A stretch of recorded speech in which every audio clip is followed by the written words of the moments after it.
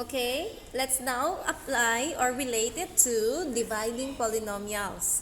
So, take a look. You're given 19x squared plus 6x cubed minus 20. Oops, blurry. Plus 2x divided by 2x plus 5. Okay, remember the steps before you divide. Arrange your terms in descending order from the highest exponent, from the term with the highest exponent down to the zero exponent. Alright, and the highest is 6. So you have 6x cubed.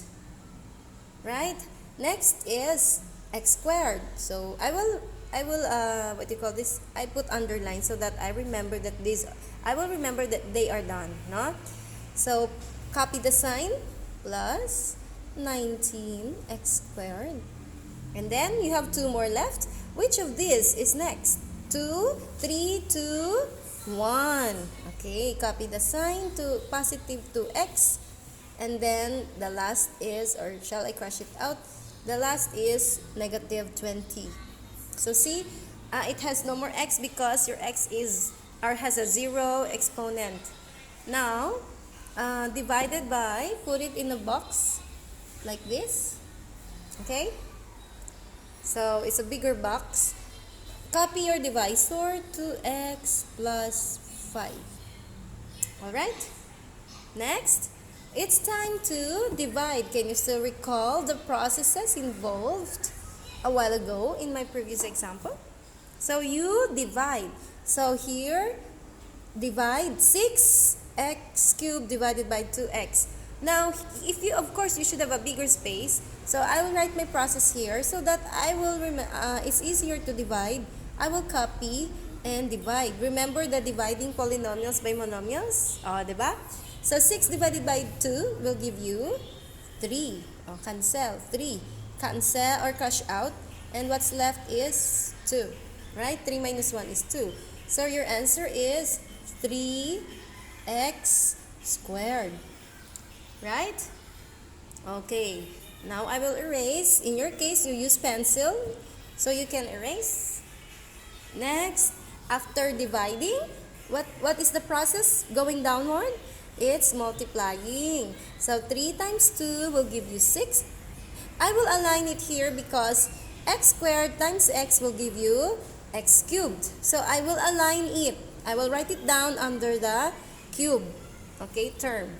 The x cubed. So 6, 3 times 2 is 6, x squared times x is x cubed. There you go. However, you have 2 terms. So you will multiply all of them. After multiplying the first, multiply by the second. 3 times 5 will give you 15. I will write it down. 3x squared times 5 will give you 15x squared. That's your answer. So I will align it, or I will write it down under the x squared column. So the sign, copy the sign. So it's positive 15x squared. Alright? It's 15. Next, remember the process again. Divide, answer, multiply. Write it here. After done multiplying, when you're done multiplying, what's the next step? Subtract. And remember, when you subtract algebraic expressions, you change the sign, or when you subtract integers, we change the sign of the subtrahend. Now this becomes negative. It's originally positive. This becomes negative. And then subtraction becomes addition. Alright? You have to do that because sometimes your answer is negative. So you have to change the sign. Okay? Of course, they are additive inverses. So it's 0. Crush it out. 0. Now, 19 plus negative 15 will give you 4 only. Right? 4. Copy your x squared.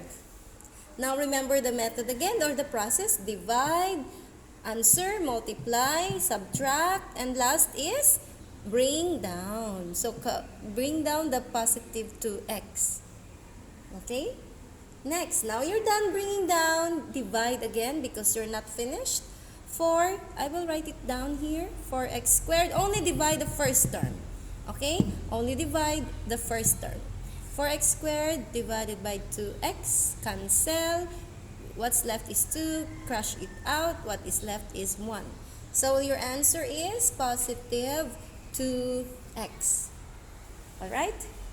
Now multiply, divide, multiply, subtract, bring down. You have to memorize these 4 steps. Divide, you say it, divide, multiply, subtract, bring down. So divide, their answer is 2x.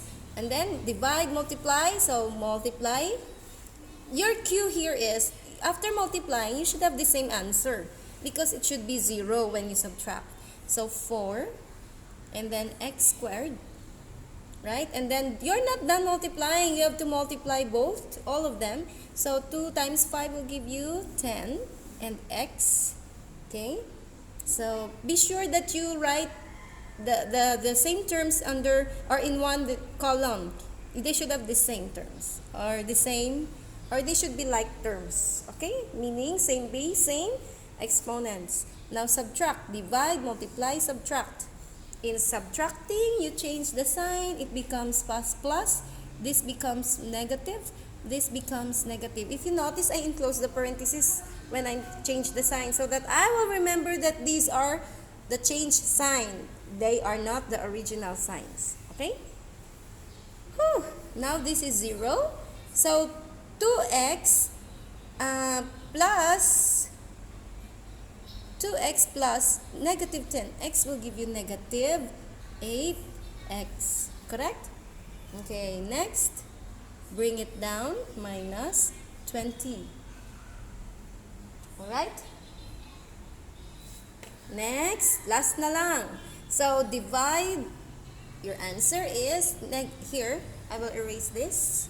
Don't confuse yourself with the processes here. You have to really write down when you divide so that you don't get confused. No?